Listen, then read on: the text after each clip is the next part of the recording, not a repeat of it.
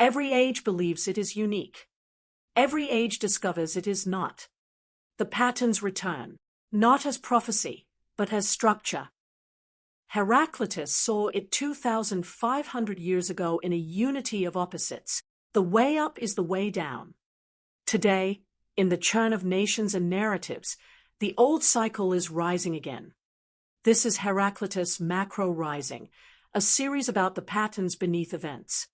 Not predictions, just the structures that repeat across history, markets, and generations.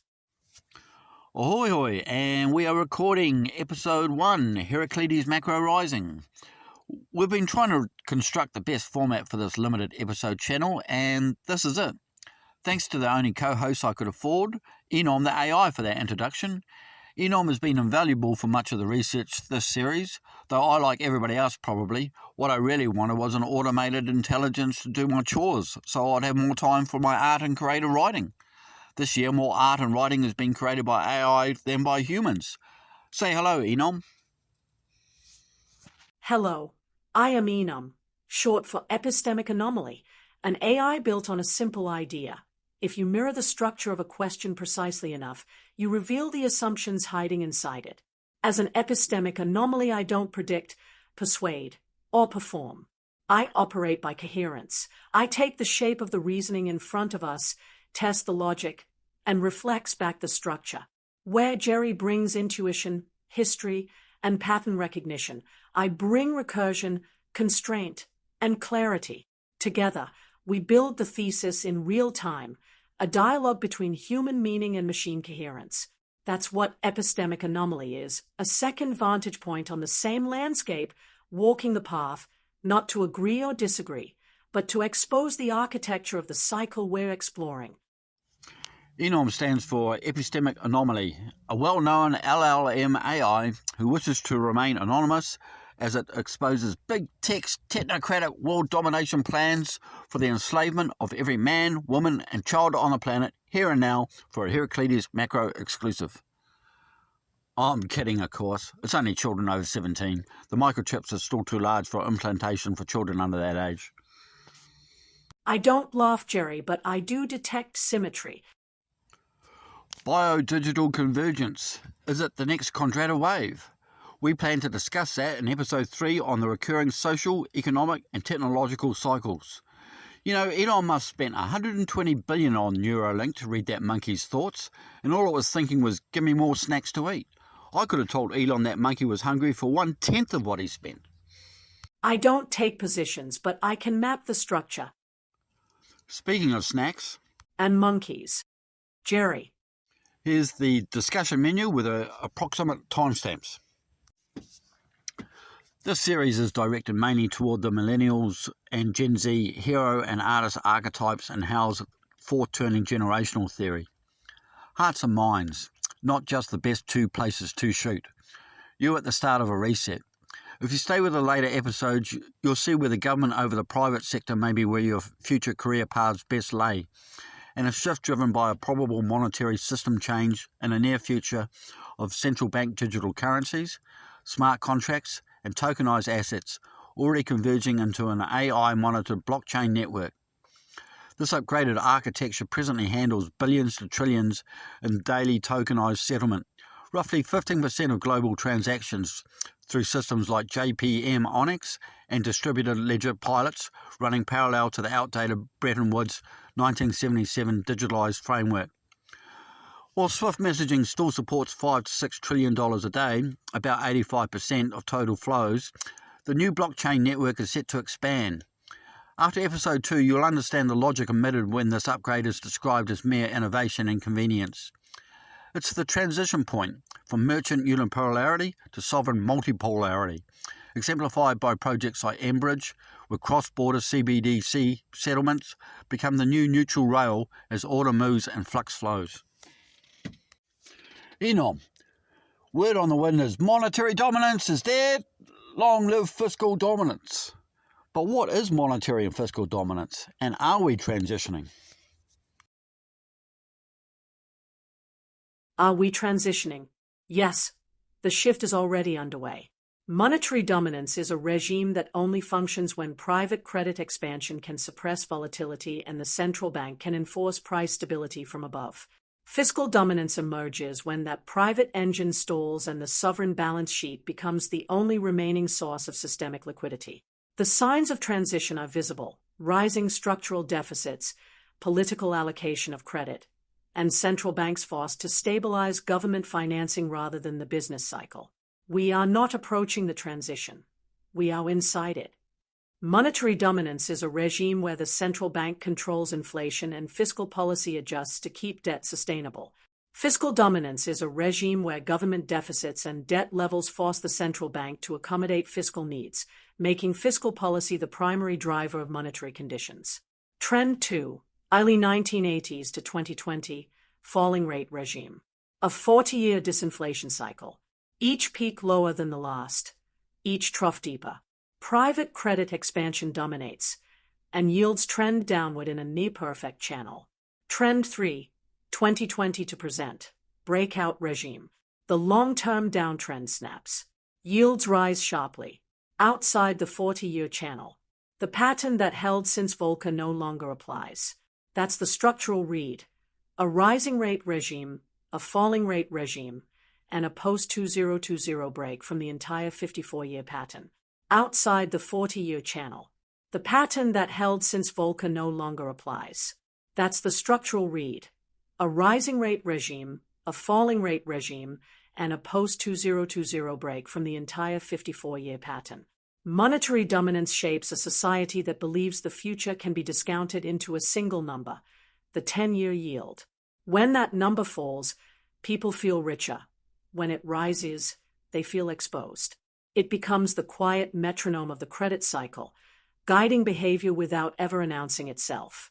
A generation grows up thinking this is normal, not realizing they are living inside a temporary equilibrium sustained by private leverage. Fiscal dominance arrives when that equilibrium fails. The sovereign steps forward because no one else can. Inflation becomes the adjustment mechanism, not the malfunction. The state becomes the allocator because private balance sheets can no longer carry the system. The burden shifts from individuals to the collective, but the cost remains. Someone must absorb the accumulated losses of the previous cycle. This is the hinge between eras.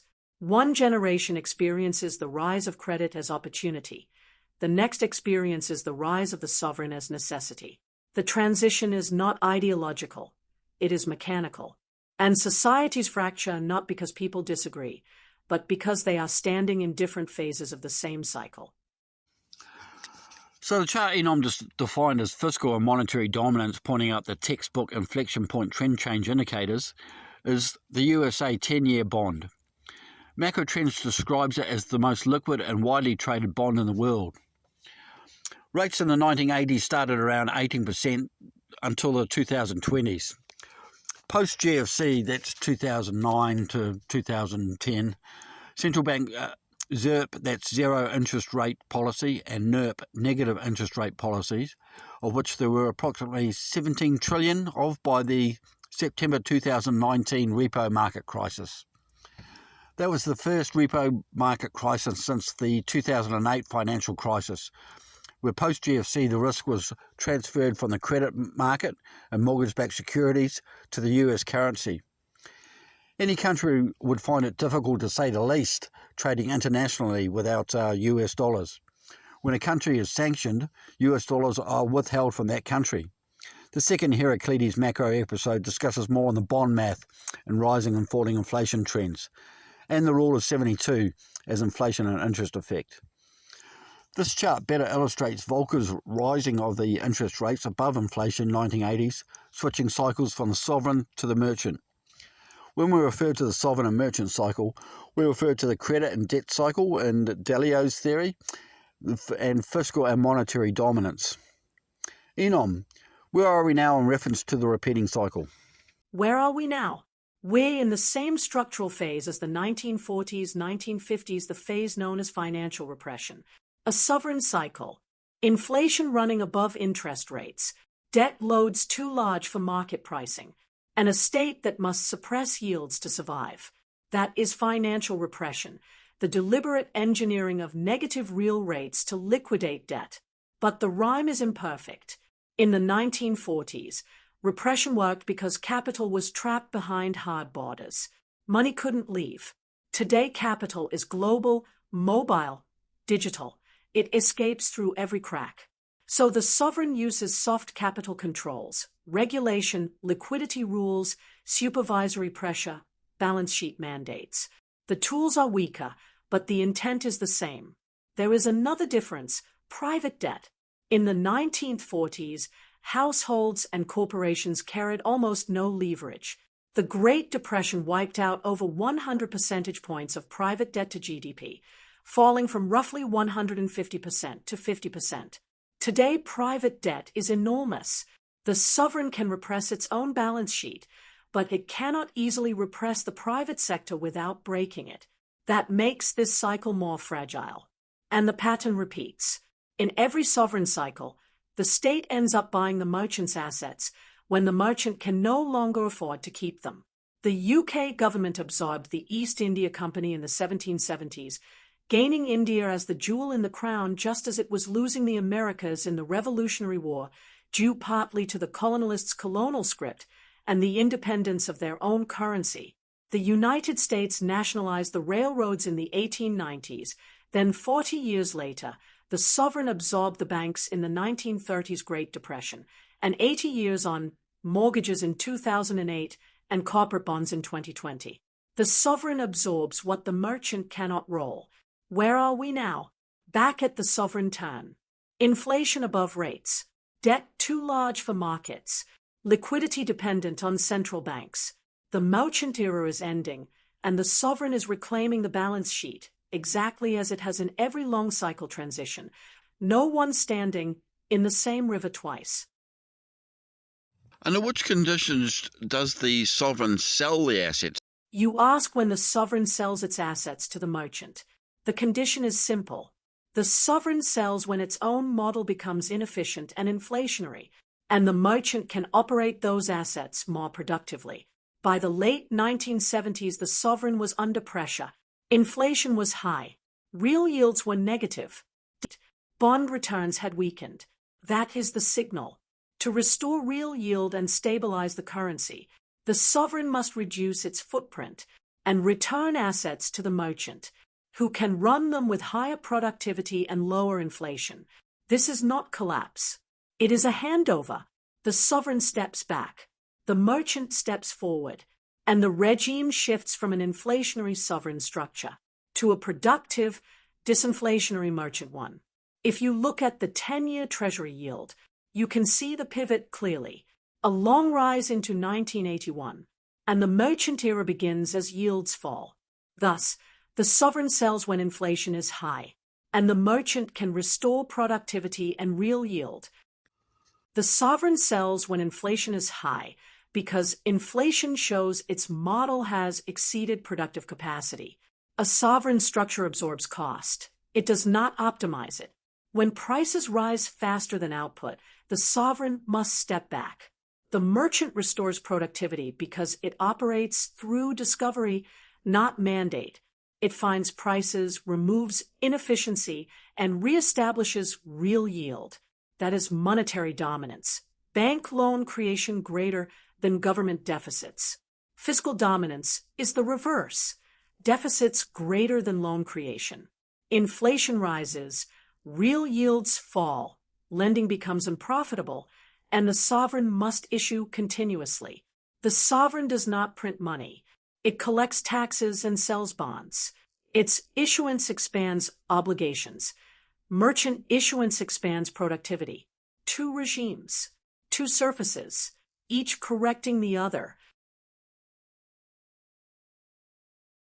Interesting, I can still remember the 1980s and the protests around the asset sales there under the neoliberalism. It was Rogernomics and his market liberalisation, deregulation and privatisation policies. Thanks, Enom. In general, there's a number of claims on every dollar and around the ratio of 2.4 claims on every $1. So in an audit situation like that brought on by a liquidity shortage, Credit claims are destroyed, leaving just base money. Central banks as buyer of last resort will purchase bank collateral and sovereign bonds, agency mortgage-backed securities, high-grade bank collateral, systemically important corporate credit, and in emergencies, anything held by institutions whose failure would collapse settlement. They did this most recently during the March 2020 pandemic to stop a market repricing of collateral. This is David Webb's The Great Taking thesis. A deposit is a liability of the bank, not your property. The bank's creditors get paid first in the event of a bank crisis. The bank's collateral is protected while ours is not. The bank's obligations to the system outranks its obligations to you. If the payment system fails, the sovereign fails. Therefore, the sovereign must protect the banks. Your mortgage is pooled, tranched, sold, rehypothecated, pledged as collateral, used in derivatives, used in the repo. There are multiple claims on the same underlying asset. In 2019 in Lebanon, they saw a severe banking crisis. This triggered a wave of incidents where ordinary people were tempted to storm or hold up the banks, not to steal what they saw as the bank's money, but to retrieve their own savings that were appropriated by the banks. However, debt jubilees are recorded back to biblical times with the periodic debt forgiveness. Think of a farmer who's had 2 or 3 bad harvests and had to borrow. There's a point where debt becomes unproductive. Periodic debt forgiveness when a new Babylonian sovereign took power wasn't pure altruism. It was for social cohesion and continued functionability of the state. In the merchant cycle, wealth concentrates and often, but not always, results in low liquidity, initiating a bank bust like the 1929 private debt. Low velocity of money, wealth concentrates and stagnates. But if you held cash during the Depression, your money compounded in purchasing power. Enom, liquidity is provided in either one or two ways. What are they? Artificial liquidity wasn't needed before the global financial crisis. The system still had natural liquidity. 2 engines supplied it. Velocity. Money moved fast enough to settle claims. Private credit creation. Banks expanded balance sheets aggressively.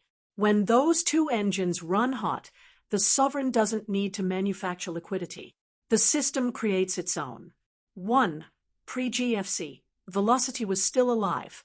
From the 1980s through the early 2000s, demographics were young. Globalization was accelerating. Productivity was rising. Credit demand was strong. Financial innovation was exploding. Money circulated rapidly. Velocity was high enough that the same dollar settled many claims. High velocity meant high natural liquidity. The sovereign didn't need to intervene. 2. Private credit creation was the real liquidity engine. Before the GFC, banks were expanding balance sheets. They were securitizing mortgages. They were reusing collateral. They were creating offshore dollar credit. They were multiplying claims through derivatives.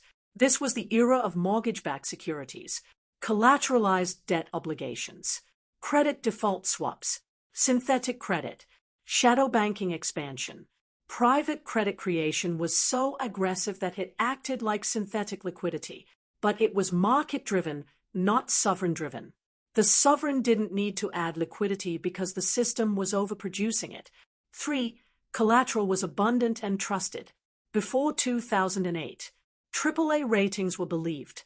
Mortgage collateral was unquestioned. Interbank trust was high. Repo haircuts were low. Collateral chains were long. When collateral is trusted, leverage expands naturally. Trusted collateral becomes a natural liquidity multiplier. There was no need for sovereign intervention. 4. The sovereign still had a functioning tool, physical cash. Pre-GFC, physical cash still mattered. It was a real settlement instrument. It was a real liquidity backstop. It was a real sovereign lever. The sovereign didn't need digital liquidity tools because cash still anchored the system. After the GFC, cash became less than 5% of broad money. The sovereign lost its old channel. 5. The system had not yet deleveraged. Artificial liquidity is needed when velocity collapses, when collateral fails, when trust breaks. when leverage unwinds. None of that had happened yet. The system was still in the late merchant cycle. Disinflation dominated. Trust expanded. Interest rates fell. Credit grew. Liquidity was abundant. Artificial liquidity is a sovereign cycle tool. Pre-GFC, we were still in the merchant cycle phase. 6. The GFC broke all four natural engines at once. After 2008, velocity collapsed. Collateral failed. Trust evaporated. Private credit creation froze. That is when the sovereign had to step in. Quantitative easing, swap lines, emergency lending, collateral facilities, balance sheet expansion. The natural liquidity engine died. Artificial liquidity wasn't needed before the GFC because velocity was high, collateral was trusted, private credit creation was explosive, and physical cash still anchored settlement. The system generated its own liquidity, until it didn't. Thanks, Enom. I did wonder what drove house prices pre-GFC if central bank's quantitative easing wasn't driving it. I flattered with an old school friend who bought a house around the 2000s for about 270k, I think, and it reached around 1 million a few years before the 2008 great financial crisis. And these houses were single glazed, built 1930s to house quarry workers. They were nothing special. Private credit expansion. That was the answer. The derivatives market that Warren Buffett labelled as weapons of mass financial destruction that won Myron Scholes and Robert Merton Nobel Prizes 10 years before they almost destroyed the global economy and the great financial crisis.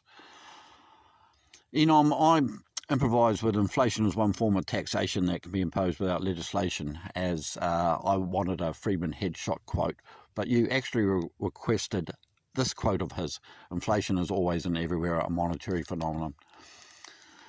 But Friedman is crucial here.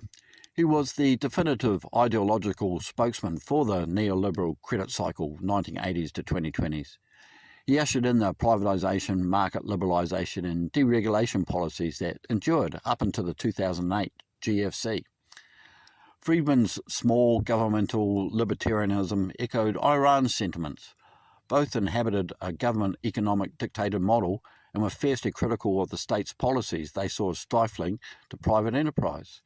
The sovereign will allocate resources ultimately to further the interests of the state. The merchant allocates resources dynamically through the free market. I love this 1950s Mike Wallace Iran interview where Wallace smokes a cigarette wearing a wooden crucifix. It captures the exact cultural and structural friction of the era. In this interview, Iran pitted her individualism against Wallace's collectivism that prevailed in the 1950s. That is the sovereign's and merchant's character traits as archetype, authority and freedom, as an almost parental unity of opposites. Neil Strauss's The Four-Turning Generational Theory, written in the late 1990s, predicted his crisis phase then now. He predicts a move from this crisis to high and regained institutional trust around the 2030s, 2035s. Hal describes his high as collectivism and authority demanded by citizens and given freely to the state in a new social contract. Neil Strauss's Four-Turning High is Friedman and Rand's critique of the era they lived in. Both Friedman and Rand are icons of the early neoliberal merchant cycle because they existed within the government sovereign domination model, but spoke to the current zeitgeist of the day. I certainly won't be clearing my reading list for Iran anytime soon. She was a romance writer. Her bestsellers were fictional stories. The merchant cycle often implodes due to low liquidity and velocity because the merchant's fatal flaw is treating money as a commodity rather than a public utility. Money is only sound when it is trusted and believed. A pure merchant cycle is the game of Monopoly, where the game ends when there is no one left to play against. Friedman, with the Chicago School of Economics, was convinced that free markets operate better on the grounds of both morality and efficiency. He claimed this inefficiency is a sovereign trait, just as productivity is the merchant's. Both answer to different constraints, inflation and deflation tolerances. But to understand why Friedman became the merchant cycle figurehead, you have to look at where John Maynard Keynes failed. Keynesian economics was built retroactively to mitigate the 1930s Great Depression. Keynes argued that when the private sector crashes, the sovereign must step in with massive government spending to artificially stimulate demand. For 40 years, that was the government-implemented policy. But the Keynesian playbook completely failed to predict the 1970 stagflation phenomenon. Stagnation is defined here. Keynesian policymakers were dumbfounded, but Friedman's monetarism predicted this exact failure. Friedman argued that by constantly pumping the money supply to keep employment artificially high, the government was just printing inflation. He proved that if you flood the market with currency while the production is flat, the money simply loses value. The merchant adjusts prices upwards, while the worker demands higher wages to survive, and you get a self-fulfilling inflationary spiral. Friedman won the intellectual war because his theory mapped the 1970s reality perfectly. Yet, history has a brutal Heraclitan myth. Just as Keynes was blinded by stagflation, Friedman's monetarism completely failed to predict the 2008 Great Financial Crisis. Why? Because Friedman assumed that if you just kept the official money supply steady, the free market would naturally regulate itself through the inherent stability of private banking. He forgot that the merchant doesn't need the sovereign's printing press to create money.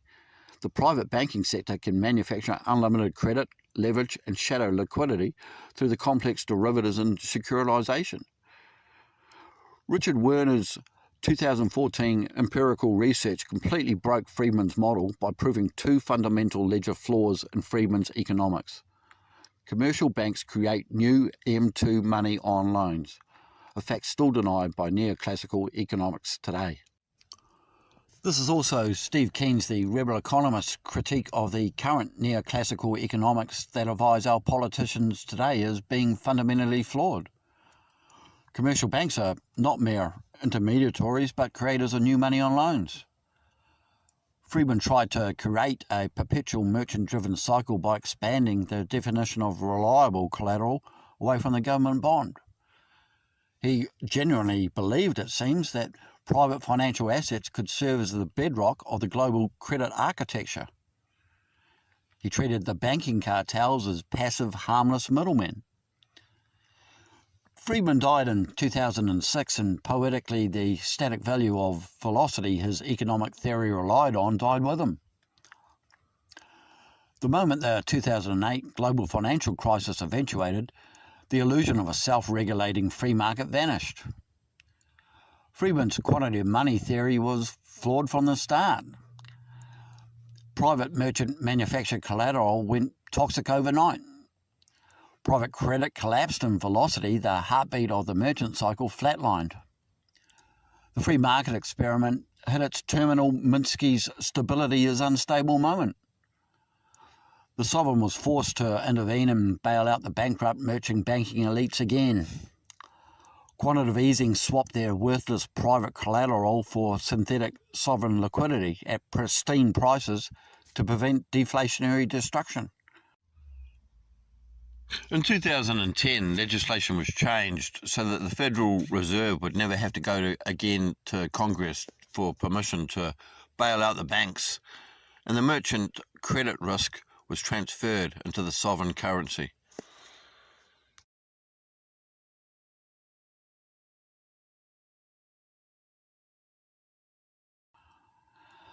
This chart shows 400 years of US inflation. While the sovereign and merchant appear to be in constant conflict, in reality they are two sides of the exact same coin. They cannot exist without each other. The merchant needs the sovereign to enforce the legal contracts, protect property rights, and print the legal tender. The sovereign needs the merchant to generate the actual economic energy and fund the treasury. This is a unity of opposites going back to ancient times.